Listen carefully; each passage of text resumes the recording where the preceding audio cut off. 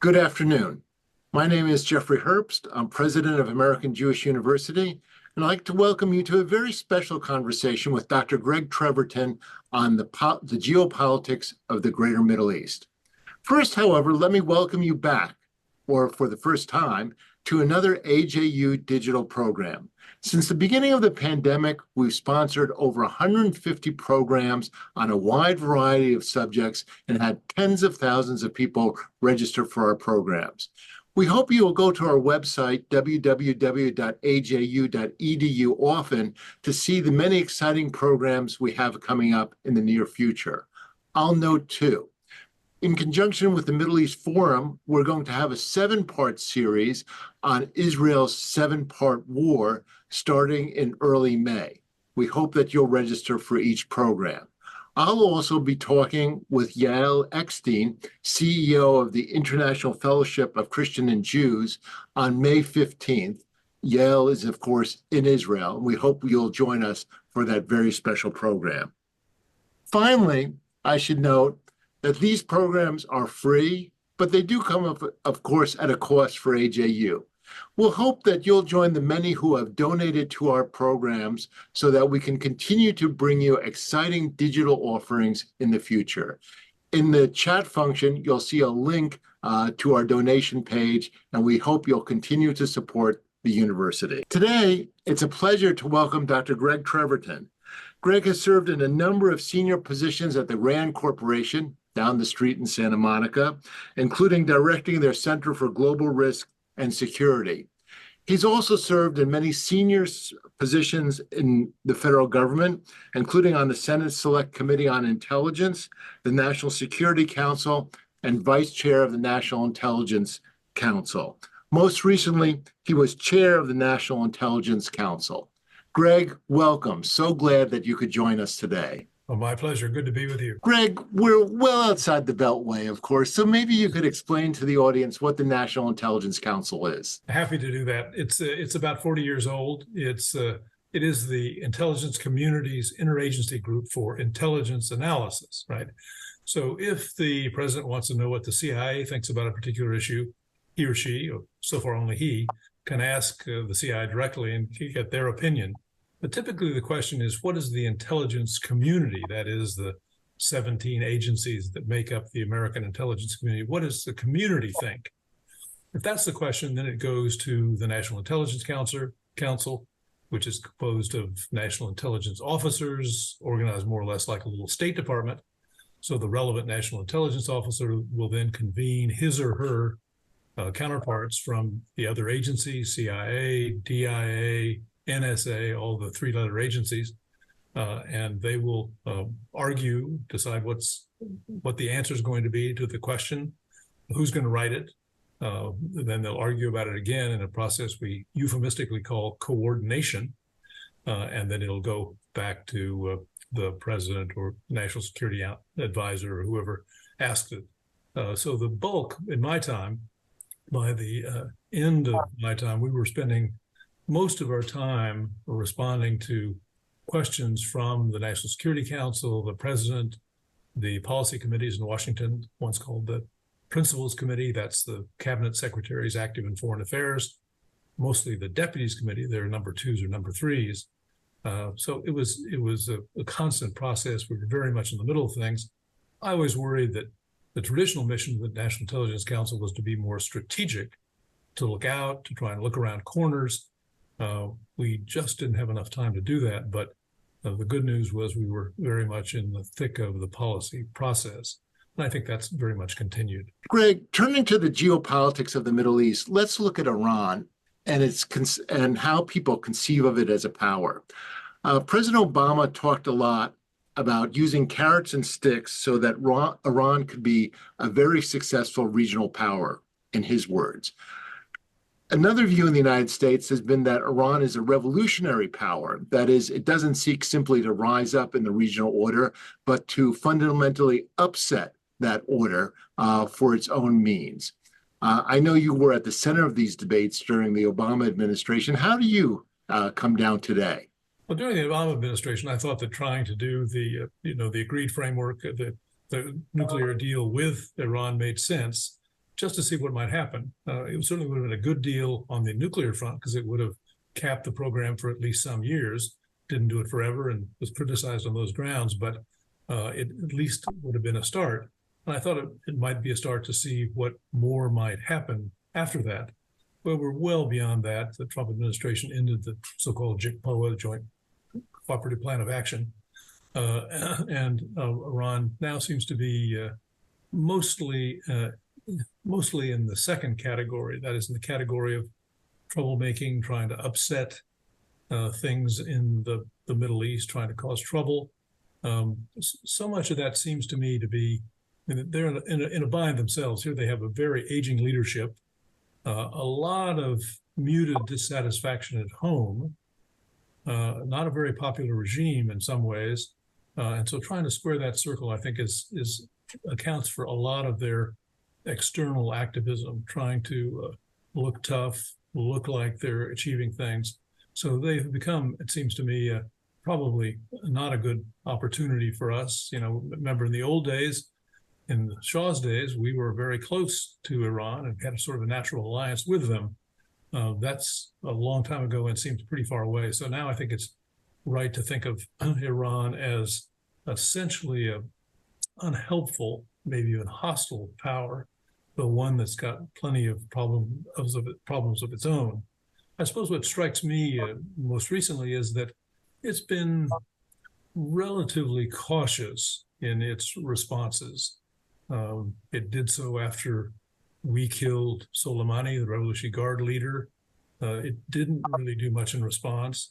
Its response to Israel's attack on it in Damascus was, announced, warned, including to us, and I think therefore fairly cautious. So my impression is at this point, the last thing the Iranian regime wants is an expanded war in the Middle East. That's, if there's any good news, that's maybe one bit of good news. Greg, President Obama talked a lot about his Iran policy, and it was much debated, of course, especially the nuclear deal. Biden administration hasn't talked nearly as much. President Biden doesn't give long interviews in the Atlantic or to the New Yorker about this subject. And the policy is confused. We're sanctioning more individuals and companies, but Iranian oil exports have gone up. How would you describe Biden administration policy towards Iran today? Well, the thing that strikes me, I think, is that we now have apparently decent communications, indirect, but there is a communication line. We've even done some warning of them. They've telegraphed some of their activities. So in that sense, the communication is good. I think the Biden administration recognizes that it's not going to, for domestic reasons and maybe even for Iranian reasons, can't restore the JCPOA, which it wanted to, the nuclear agreement. So that isn't going to happen. So then the best thing to do, it, we've known that in some ways, sanctions like they do in lots of other places have, if anything, increased the popularity of the regime. I know lots of young Iranians who are very disaffected from the regime, but they also now regard the United States as part of their problem. So sanctions are always a double-edged sword, but there's not much else. And so the administration seems to me to have resorted to those sanctions in a fairly careful way while trying to keep open some lines of communication. Probably that's, from my perspective, about the best that can be done in these circumstances. The Trump administration embraced very explicitly a kind of regional structure which tried to ally, especially the Sunni powers, Saudi Arabia and its proxies, the Emirates, with Israel against Iran. Biden administration didn't seem to be going that way at first, but has now kind of fully embraced it, it seems, trying in the big picture to get Saudi Arabia to agree to some kind of relationship with Israel in exchange for concessions from Israel regarding the Palestinians. Is that a regional order that you see as stable with the Sunnis and Israel lining up on one side versus Iran and its proxies on the other side? Well, unfortunately, I think the confrontation is probably stable, or at least likely to continue. It was striking, very striking, during when the Iranians retaliated with their drones and missile strikes, how many of the Arab countries actually helped Israel. Jordan, to be explicit, but also the others provided intelligence and sometimes airspace. So it was an interesting illustration. I think the Biden administration has come to think that Abrahamic formula, trying to draw some of the Arab countries into some relationship to Israel, does make sense. Obviously, the war in Gaza has put that on hold in many respects. But it was striking, I think, during that Iranian retaliation, that how many of the Arabs actually were prepared to help Israel in that particular conflict. They can't say much about it and can't be very loud about it, and they're worried about what happens next, but still were prepared to side. So that schism between the Arabs and Iran, for better or worse, I think is one of the defining features, continues to be one of the defining features of the greater Middle East. Yeah, it's interesting.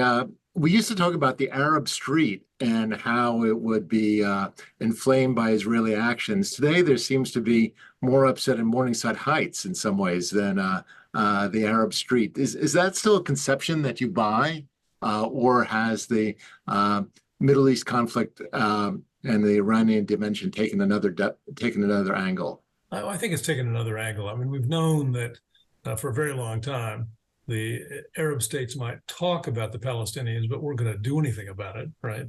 No Middle East war has been fought for the Palestinians. It's been fought for lots of other reasons, but not the Palestinians. So in that sense, I think you have to interpret Hamas's brutal, awful attack as in part a recognition that the Palestinian issue was about to go away, or had gone away, even in Arab capitals, even in the Arab street, and therefore was an effort to resuscitate it. But it is, as you say, alive and well on Morningside Heights, and also on my campus, USC. There was a big demonstration yesterday, which was mostly peaceful, and it's a reminder that you can be pro-Palestinian and not be anti-Semitic, which I think it sometimes gets lost in the hurly-burly of this debate. Greg, after the Israelis killed some senior Iranian generals in Syria, which you mentioned, the Iranians began to spin up their missiles and drones for an attack on Israel. President Biden said, "Don't," and they did anyhow. And we've seen this a couple of other instances. He said to the Taliban, "Don't take advantage of our withdrawal from Afghanistan." They did. He told Putin not to invade Ukraine.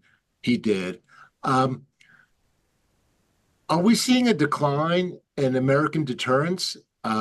Is this something specific to the administration? I know these are long-term issues that you wrestled with, but how do you interpret the seeming kind of open the president willing to lay down a seeming red line and others seeming willing to cross it?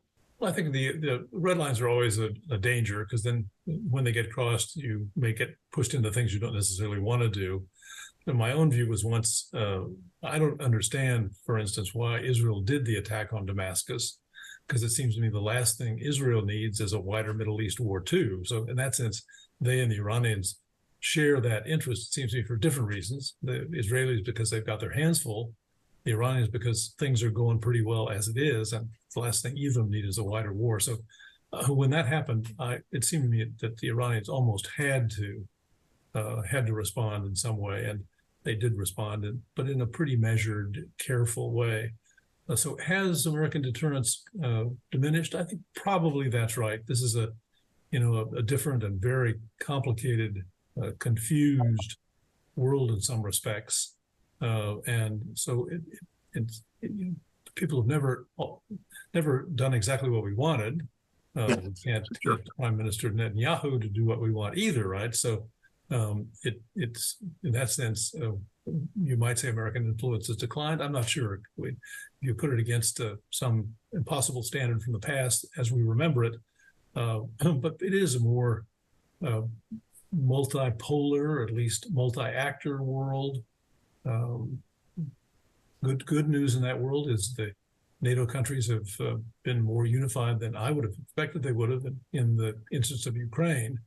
So American leadership still matters a lot, still indispensable. Whether it's as effective as it was in the past, maybe not. And the world has gotten more complicated with more interests, more vetoes, more people willing to say no. I think that's probably true. As you mentioned, it's a complicated multipolar world, and lots of people have interests and are playing out a role in the Middle East. And we talked about Iran and its immediate neighbors. I think Russian interests pretty clear that have a pretty strong alliance with Iran supplying it with a variety of weapon systems.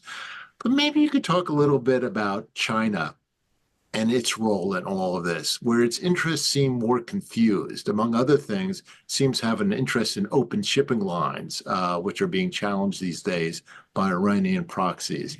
Do you have a sense of what the kind of Beijing play is in the Middle East these days? Yeah, I think they would like to. I mean, they have their friend Russia, so they've been helpful. As far as we can tell, they haven't been shipping military things, but it may well be the dual use things, and others have gotten to Russia from China.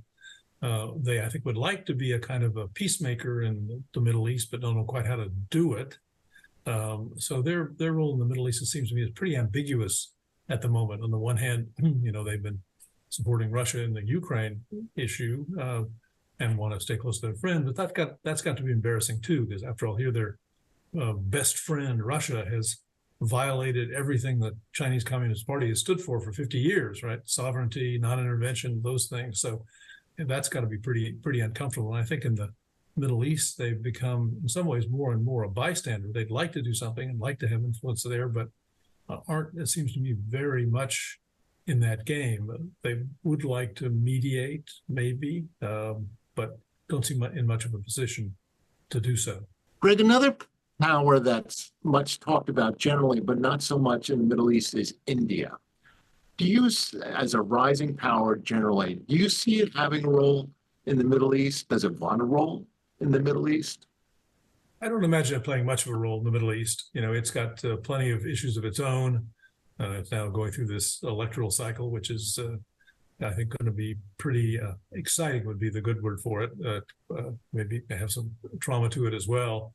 And it is interesting to see what happens. It's always been the big issue whether India could somehow get organized enough to make use of its people and become the second biggest or first biggest economy in the world. Still a long way from that. I keep reminding my colleagues that the economy of India with 1.4 billion people is the same size as the economy of California with 38 or 39 million. So it's got a long way to go. And whether the policies of the Modi government, which have been very pro-Hindu, whether that's going to help or hurt India be innovative, begin to make use of that massive workforce, I think those are all still big open questions. We expect India to grow and to become the second or third or maybe even the first biggest economy in the world, but when that happens and over what time period it happens, I think still is very much in doubt.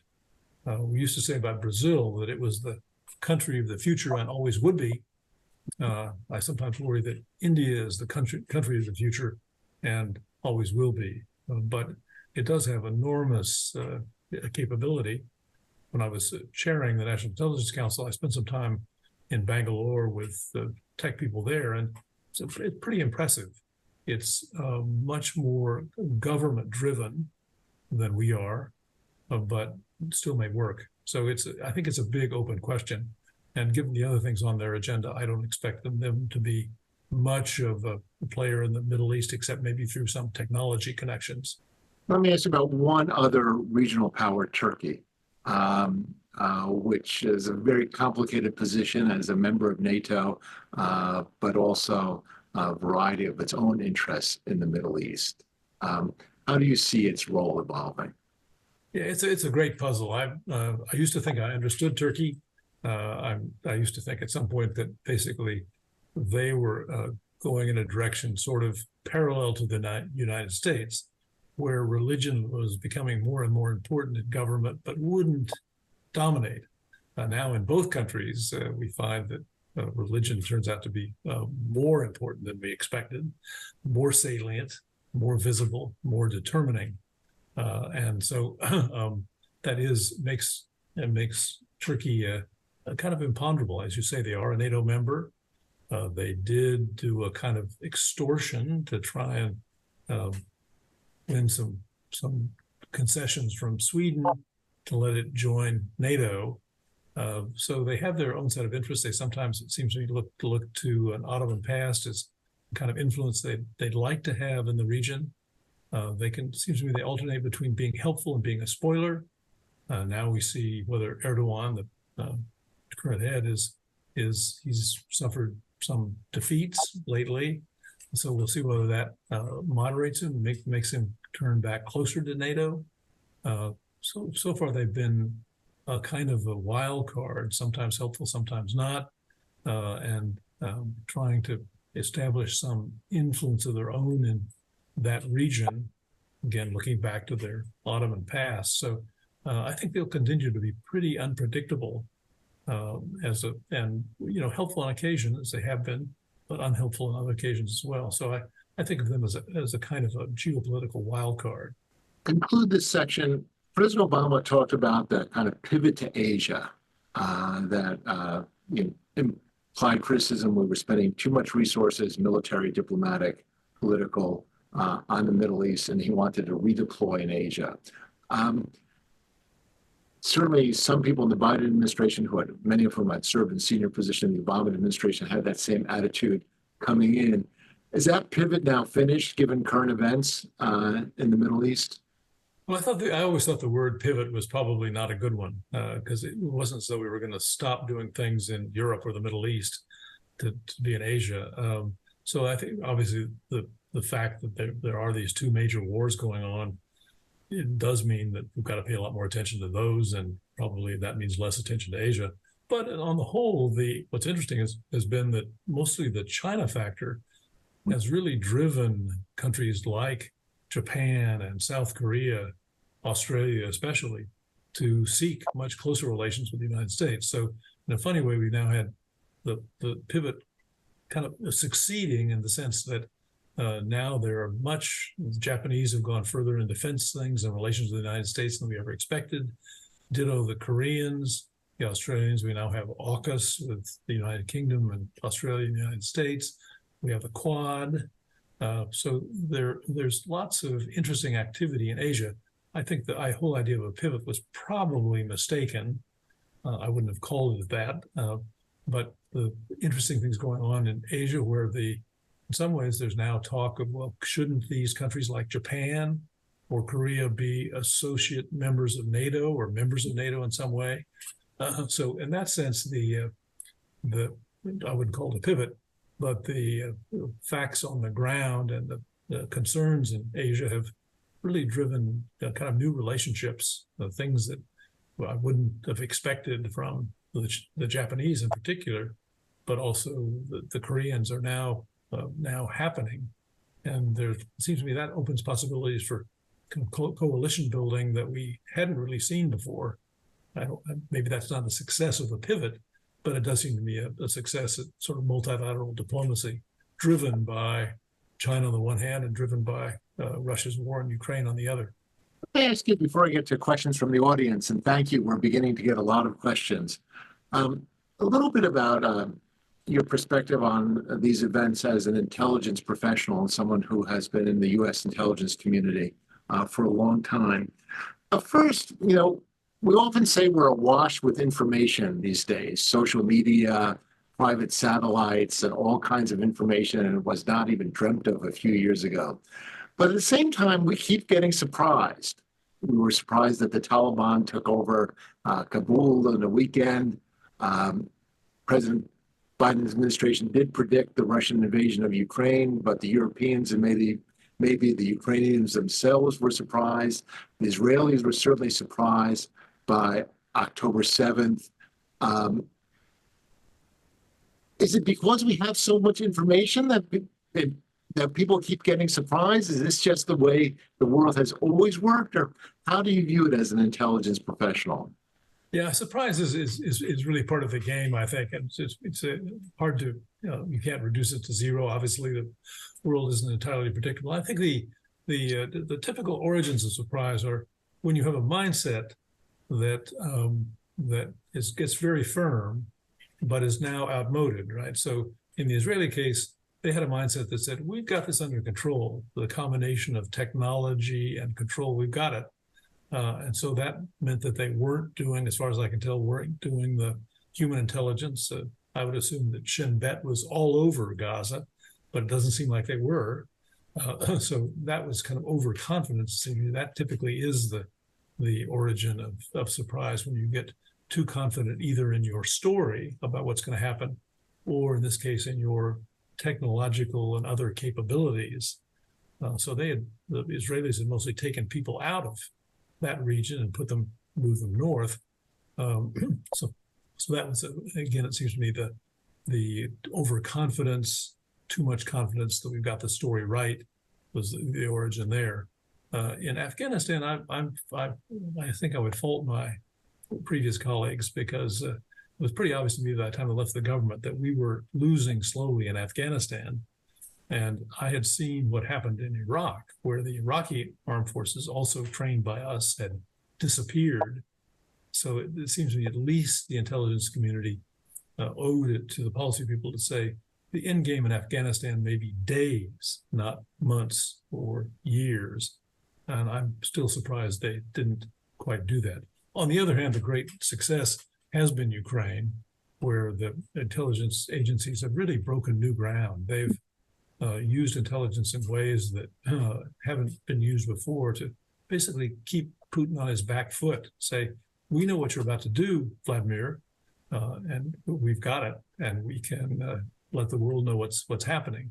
Now, a lot of that was made easier because so much of the imagery where Russian troops are massing, that's all now open. You can buy that or get it for free on Google. But they also knew something about, had some sources on Putin's intentions that they were prepared not to talk about the source, obviously, they were prepared to talk about. So it really was, seems to be a kind of an interesting breakthrough in the use of intelligence to build coalitions, to make allies aware of what's going on. So next to the failures, there was, it seems to me, that great success. We're even told now that the CIA is out on Telegram trying to recruit people who will be helpful to it, with a very complicated way to get back in touch with them if they want to help. So they've finally gotten into social media themselves, which is maybe too late, but the right thing to do. Greg, you've obviously been in public, but you've also had opportunity to review a lot of confidential, secret information. We have an audience that wants to be well-informed about the Middle East and is faced with a deluge of sources, social media, websites, which range from high quality to low quality. How would you advise the average person to stay as well informed as possible about the Middle East? It's not easy, I think. And also depends on how much time you want to spend. You know, I do foreign affairs and national security sort of full time, so I'm prepared to spend some time at it. What I do basically is, in addition to reading my New York Times and my Washington Post, I get feeds from places like the World Policy Review, from the Council on Foreign Relations, from the Washington Institute for the Middle East. So those are easily available and pretty quick. You know, they're each a kind of a 2-minute read. So you can at least get the highlights, not just of the Middle East, but of other things fairly quickly. Beyond that, there are many more specialized sources, go into more detail. But I, at least for the Middle East, mostly rely on those kinds of things, and then things that people send me. I'm on listservs for foreign policy, and so I mostly delete those without reading, but sometimes I do read them if they catch my fancy. I wish there were a more systematic way, and maybe I should be more systematic, but there's certainly lots of information out there, and many of us in pretty good summary form. So the things I've mentioned, I find really quite helpful quickly. As it As a also consumer of secret and confidential information, has it become more difficult on the intelligence side, given this deluge of public information, and including, as you said, some information which used to be secret, like satellite information, now readily available? Yeah, I think it's changed. It seems to me it's one of the things I want to think about is the role of intelligence going forward. When there is uh, ubiquitous information out there, there's still lots of things we don't know, but in an era of ubiquitous information, what should intelligence services do? You know, it's when I left the government in the 1990s, I thought I knew one real secret. I thought I have one real secret, and it was in the newspaper within a year. And so I think it is a very interesting question in this era of ubiquitous information, where in some ways intelligence function, it seems to me, becomes more validation and judgment, helping people say, well, you know, that's rubbish, because we know that the web is a stew of fact, fiction, disinformation. And so trying to help people sort through that, I think that increasingly becomes the function of intelligence. Secrets still matter, probably. We always think that secrets are good for understanding intentions. The problem is if you have a spy, that spy may not be in the meeting that's interesting, or you may not be able to communicate with you after the meeting. I once did a study of Americans who'd spied for foreign countries, and the theme there was almost all of them knew something about our spies and our technology. So things that a foreign power would have wanted to know about tomorrow, even but couldn't get it today. So I keep thinking of spying as a kind of target of opportunity enterprise, which may or may not be able to produce the bit of truth you'd like in the time you need it. I'll get to the Q&A. Let me ask you one last question with regard to intelligence. Besides the United States, since you were personally involved in the intelligence community there, who do you rank as the top tier of intelligence services? Well, I think certainly Britain is probably the closest to us. Mossad and Israel is an interesting combination. They don't have they have a military analytic capacity, but Mossad is not primarily an analytic agency, and my interest in intelligence is mostly analysis, things that will help policymakers make better decisions. So I think they're very good. They're very good at what they do. They do something a little different than us. The British are probably the closest counterpart to us. I used to have the pleasure of working with the Five Eyes, sometimes chairing them. That's the Anglo-Saxons, if you include all of them. So it's Australia, New Zealand, Canada, the United States, and Britain. And that was really a pleasure. Something like the Australians, I admired a lot. They wrote very interesting papers. They were a small service, but a very good one, and great to cooperate with. So they're well up there as well. I prize them. The others are harder to judge. I just don't, I don't know how good China is. I suspect pretty good. They've got lots of people and lots of contacts and lots of overseas Chinese to draw on. So I think they're obviously quite good, but very different, I think, in modus operandi than us.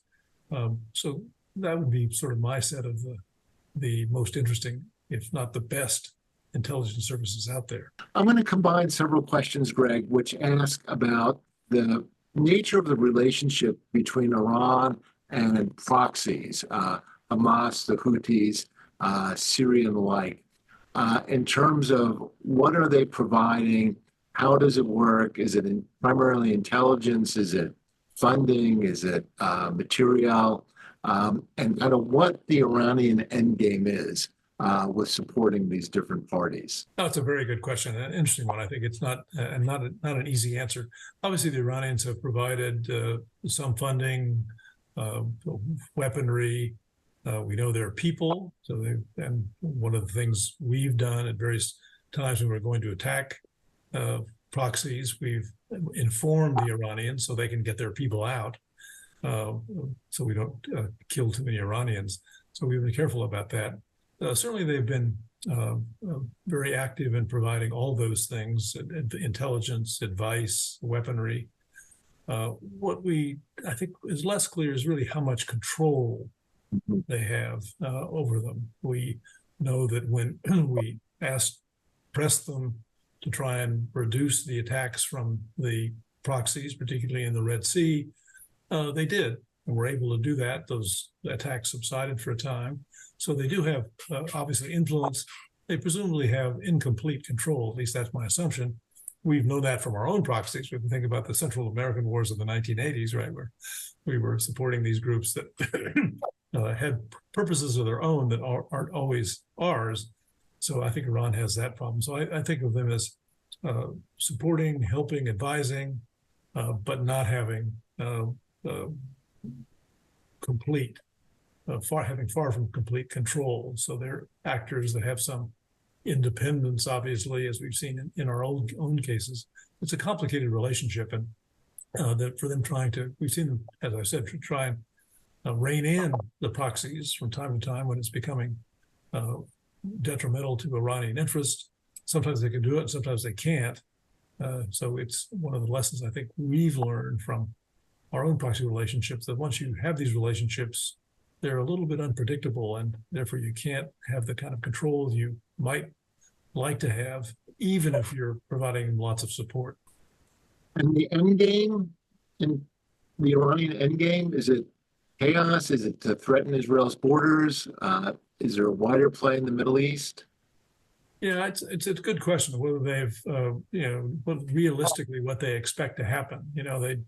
They'd like to be the main power in the Middle East. They'd like Israel to go away. All those things.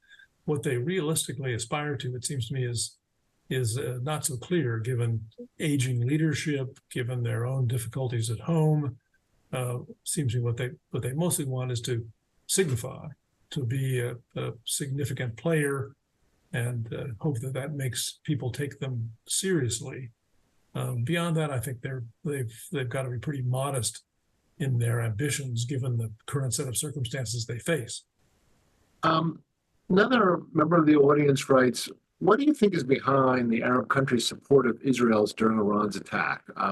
Was it just self-preservation, or was there something more to it? I think it was mostly self-preservation, I think, but also, as we said earlier in the conversation, in some ways, those countries probably see Iran as more of an opponent than Israel, right? The Arab states, including Saudi Arabia, we know have had secret relationships with Israel for a very long time. I'm reminded that King Hussein of Jordan actually flew to Israel to warn the Israelis of the 1973 war. So that's been going on for a long time. I think partly self-preservation, but also the recognition that in some ways Israel's less of a threat to them than Iran. And that was striking to me in the support that many of the Arab countries gave to Israel when Iran attacked. Another member of the audience asks about ISIS, which we thought, I think the general consensus was, had been defeated, or especially after Raqqa was no longer powerful, but seems to kind of reemerge in parts as a kind of loose network. Is that something to worry about? Is it on your radar as an issue? It's gotten back on my radar. Like most people, I thought it was mostly gone, and it always seemed to me that its construction had the seeds of its demise from the beginning. Trying to have a caliphate, trying to govern territory, that is a very difficult proposition, and it had way too much collateral damage of fellow Arabs, it seemed to me. So I thought it was basically self-destructing, even in its conception. But it does seem, as you say, to have bits of pockets around here and there. Exactly what they're doing and what their objective is seems to me not very clear. Disrupting, causing trouble, but what if they have any positive goal? It's not obvious to me. So it's something I worry about. I don't worry a lot about it, and whether it justifies a continuing U.S. presence in places like Syria and Iraq is, I think, for me, an open question. I think probably the answer is not, that those presences are more irritating to host governments than they are helpful. but that's a close call for me as I think about the region. Another question asks about kind of day after in Gaza. Prime Minister Netanyahu has been criticized for not having a kind of vision of the day after, or another way of saying it, of what victory actually looks like. We could spend a whole nother session on this, but Yeah. what's your conception of the kind of day after? Yeah, like everybody else, I'm surprised that there doesn't seem to be a day after. We know, at least from the Israeli press, that the Netanyahu government is contrary to its open proclamations, is contemplating some role for the Palestinian Authority, somehow reformed. It doesn't want to occupy Gaza, but it is striking that there's still so little sense of what an end game was. There's never been one. So the Israelis have sort of set this military goal that they probably can't achieve, even with the kinds of collateral deaths that have happened. And they've coupled that with no real sense for what happens next. What is the next step in Gaza? And that the best we can imagine, it seems to me, is some combination of Arab states, maybe including the United States, trying to reshape and reform the Palestinian Authority. But whether that's acceptable to Israel is not at all clear to me. So we are in this position where, sadly, there's no sense of, at least no sense I can discern, of what the end game might look like. Failing all else, Israel will end up being an occupier. And they don't want to do that, that's for sure. But it is hard to see an alternative. Member of the audience writes an interesting question. We've been talking about how the U.S. influences the region, but member of the audience writes, is there foreign or outside influence in the pro-Palestinian domestic protests that we're seeing in the United States? Is there outside influence? Right. Outside foreign influence, I think. Outside foreign influence. They may well be. I mean, we know that Russians and others are happy to exploit any divisions in the United States society, so they may be doing that. It wouldn't surprise me. But my sense is this is mostly, almost entirely homegrown, that, people have divided. There is awful suffering going on, and so there is a divide about what next and what we should do about it.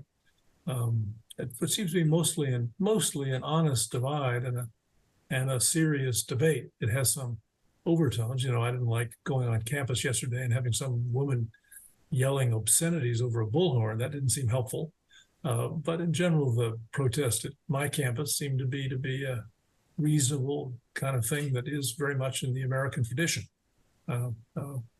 peaceful and heartfelt. So, I no doubt there is some foreign influence, but I think that would be to look at the dog's tail, not the dog. The dog is the set of issues that are searing ones for all of us. We have time for one last question. We could obviously go on for a long time. A member of the audience writes, how solid is the U.S. relationship with Saudi Arabia, which country we haven't talked about much directly, and where the Biden administration policy, I think, has, fair to say, evolved quite a bit.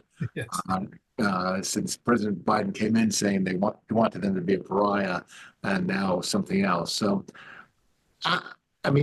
we have a ruling elite which says it wants to modernize quickly, which is taking important steps, investing a lot. I mean, how do you? Is that modernization effort solid? Do you think the U.S. is now on a firm footing with Riyadh, or what's your assessment? Well, I think, as you say, it was a pretty big change in the Biden administration. I think that was driven as much by events as by anything else. But it does look like the modernization program is serious. I mean, how far it goes is very different. It's a very different place, a very different society, very different culture. So it isn't going to go in directions necessarily that we think are exactly right. But so far, it seems pretty impressive, despite some of the imperfections of MBS, the killings, and all the rest. So I think the relationship is pretty solid.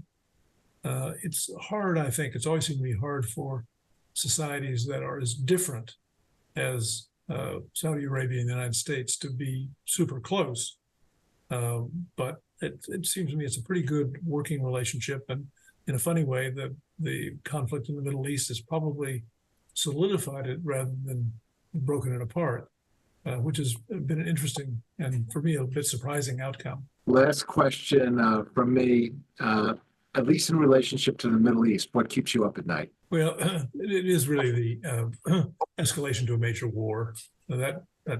That's always there. You can imagine so many ways of getting there on purpose or by accident, and that is my main preoccupation. I think obviously we all worry about the suffering that's going on both sides, in both Israeli and Gazans. But the thing that I worry about is the prospect of a major conflagration in the region. Happily, I think, as I said earlier, that seems to be in the interest of neither Iran nor Israel. So I guess I worry less about it. And both sides have taken pretty careful steps when they've done retaliations or attacks. This is a different world. So they've been doing those things, but have been pretty careful in doing so. So I'm less worried than I was earlier about a major conflagration, but it's always there. It's always a possibility. Dr. Greg Treverton, thank you so much. We could obviously go on for quite a long time, but this has been a fantastic exploration of the greater geopolitics of the Middle East. Greg, thank you. Thank you. Thank you. And thanks to the audience. And I'd like to thank the audience again for tuning in for another AJU program. As I said, we rely on your support to continue to offer a wide array of digital programming, and we hope you'll continue to support the university. And we hope you'll continue to look at our webpage, www.aju.edu, to see the many exciting programs we have in the future. And this is Jeff Herbst, president of AJU, wishing you well. Greg, thank you. Thank you.